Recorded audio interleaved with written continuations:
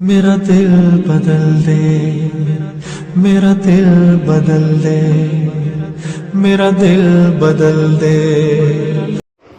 بسم اللہ الرحمن الرحیم، الحمدللہ رب العالمین، والصلاة والسلام علی سید الانبیاء والمرسلین۔ معزز ناظرین، اصلاح تلاوت کے عنوان سے 7ویں کلاس کے ساتھ آپ کی خدمت میں حاضر ہیں۔ گفتگو کے آغاز میں ایک اہم مسئلے کی طرف توجہ دلانا ضروری ہے، اور وہ مسئلہ یہ ہے کہ تقریباً تمام ہی کلاسز میں ہم نے تلفظ کے حوالے سے آپ کو توجہ دلائی ہے کہ ہمارا تلفظ ہونا چاہیے، ادائیگی اچھی ہونی چاہیے، لیکن ہمیں اس کے ساتھ ساتھ یہ بھی سمجھنا ضروری ہے کہ تلفظ اور اس لفظ کو ادا کرنے کا کم سے کم معیار کیا ہے۔ اور یہ اس لیے ضروری ہے کہ بہت سے لوگوں کو ہم دیکھتے ہیں کہ وہ زبان اور لب خاموش رکھ کر محض نگاہوں سے وہ تلاوت کرتے ہیں۔ یعنی جیسے بعض بزرگوں کو ہم نے دیکھا، بوڑھوں کو دیکھا کہ وہ قرآن مجید اپنے سامنے رکھ کر پھر وہ خالی نگاہیں چلاتے رہتے ہیں، اور زبان اور لب ان کے بالکل خاموش ہوتے ہیں۔ اور نماز میں بھی حتیٰ کہ بعض لوگوں کو ایسا محسوس کیا گیا کہ وہ خاموش کھڑے ہو جاتے ہیں۔ ایک تو چلیں امام کے پیچھے آپ ہیں تو وہ تلاوت کا جتنا دورانیہ ہے، جب تک امام تلاوت کر رہا ہے اس میں تو خاموشی وہ ایک الگ بات ہے، لیکن انسان جب اپنی نماز پڑھ رہا ہے تو اس میں بھی بعض لوگ آ کے اللہ اکبر پھر خاموش، یعنی دل ہی دل میں اپنے گمان میں جیسے تصور میں پڑھ رہے ہیں وہ۔ اسی طرح قرآن مجید اٹھا کر بھی خاموشی سے نگاہیں پھیرتے رہتے ہیں۔ یاد رکھیے کہ یہ ظاہر ہے کہ بالکل بھی جب تلفظ نہیں کریں گے، ادائیگی نہیں کریں گے تو یہ شرعاً تلاوت معتبر نہیں ہے، اور جب تلاوت ہی معتبر نہیں ہوگی تو پھر نماز کیسے معتبر ہوگی؟ تو اس لیے جب کہیں ہم قرآن خوانی میں تلاوت کریں، گھر پر قرآن مجید پڑھیں، مسجد میں پڑھیں، نمازوں میں پڑھیں، تو کم سے کم جو مقدار ہے وہ یہ کہ اتنی آواز کہ جو ہم خود سن سکیں۔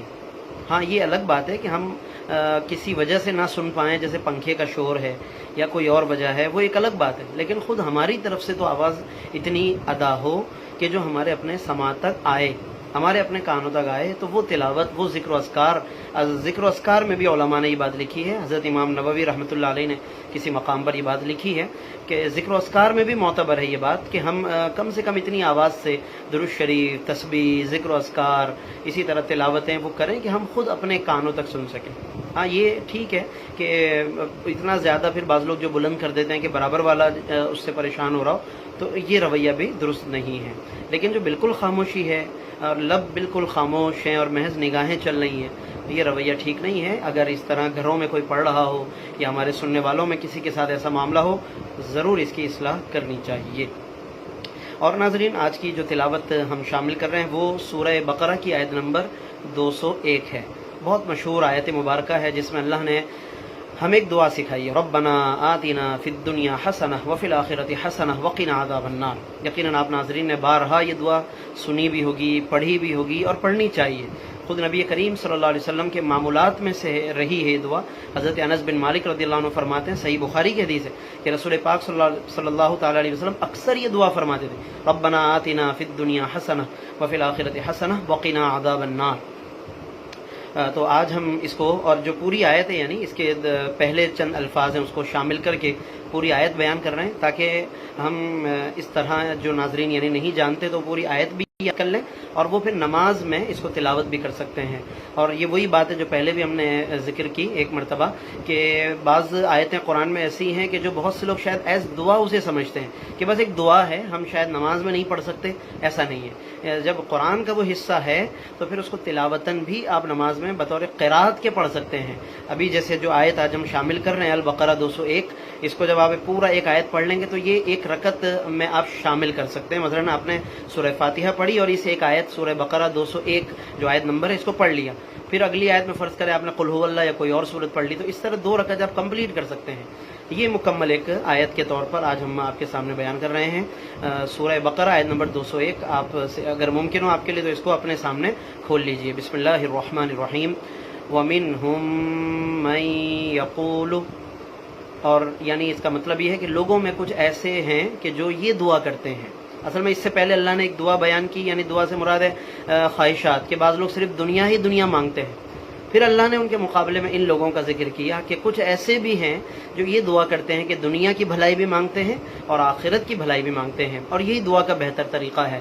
وَمِنْهُمْ جو آپ ہمارے ناظرین لفظ اور معانی بھی لکھتے ہیں ان کے لیے خاص طور پر کہ منہم کہ کچھ لوگ ایسے ہیں، سم پیپل، وَمِنْهُمْ کچھ لوگ ایسے ہیں، من جو، من یقول جو کہتے ہیں یا جو یہ دعا کرتے ہیں، ربنا آتنا اے ہمارے پروردگار، آتی نا، آتی الگ ہے نا الگ ہے، آتی عطا فرما، نا ہمیں، گیو اس ہمیں عطا فرما، فی الدنیا دنیا میں، حسنتاً بھلائی، حسنہ کا مطلب نیکی بھی ہوتا ہے، بھلائی بھی ہوتا ہے، اور کوئی بھی اچھی چیز، یہ سب حسنہ میں۔ اس کی تفسیر میں بھی علماء کی مختلف اقوال ہیں کہ دنیا کی بھلائی سے کیا مراد ہے۔ بعض نے کہا کہ امن و امان مراد ہے، بعض نے کہا نیکی کی توفیق مراد ہے، بعض نے کہا نیک اولاد، نیک عورت یا زوجہ مراد ہے۔ اس طرح مختلف اس کے معانی بیان کیے گئے ہیں۔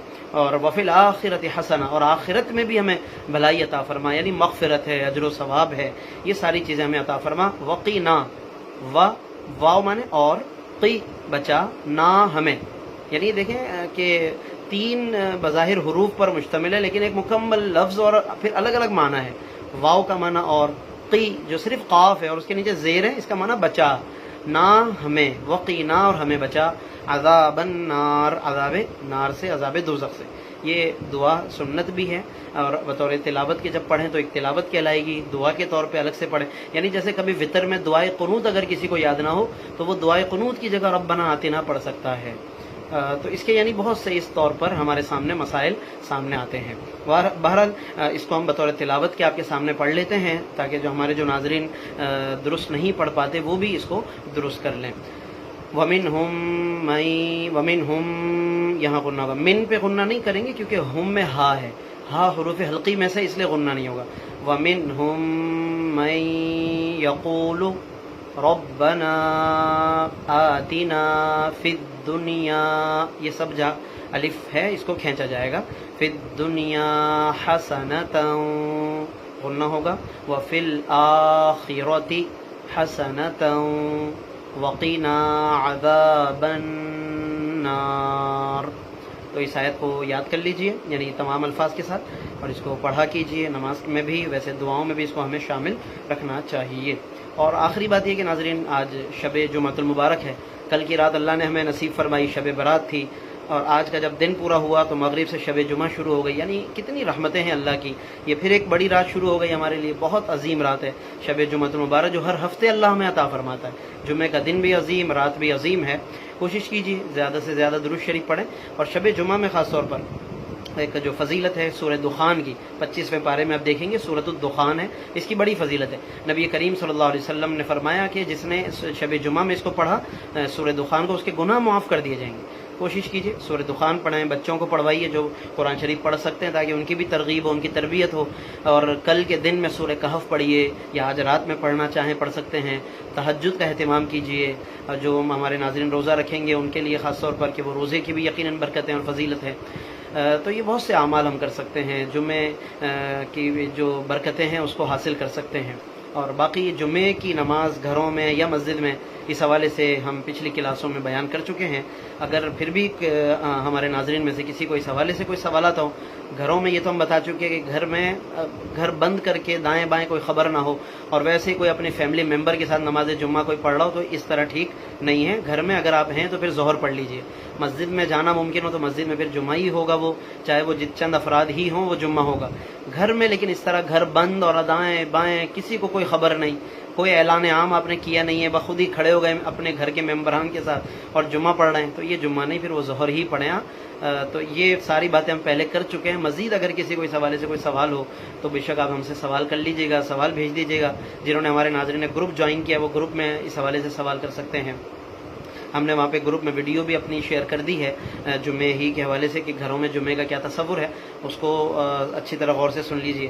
بہرحال یہ کچھ جمعے کا ذکر تھا۔ اللہ رب العالمین ہم کو ان تمام چیزوں کی، تمام نعمتوں کی، لمحات کی برکت عطا فرمائے، اور جو اس وقت مشکل وقت ہے غریبوں پر، فاقہ کشوں پر، مزدوروں پر، اور دیگر لوگوں پر اللہ رب العالمین ان سب پر اور ہم سب پر پوری امت پر اللہ رب العالمین رحم و کرم فرمائے، اس مشکل وقت سے ہمیں چھٹکارا عطا فرمائے، حرمین طیبین کی رونق اللہ رب العالمین پھر سے وہ بحال فرمائے اور ہمارا یعنی آنا جانا آسان فرمائے، ماہ رمضان کی رونق اللہ ہمیں نصیب فرمائے۔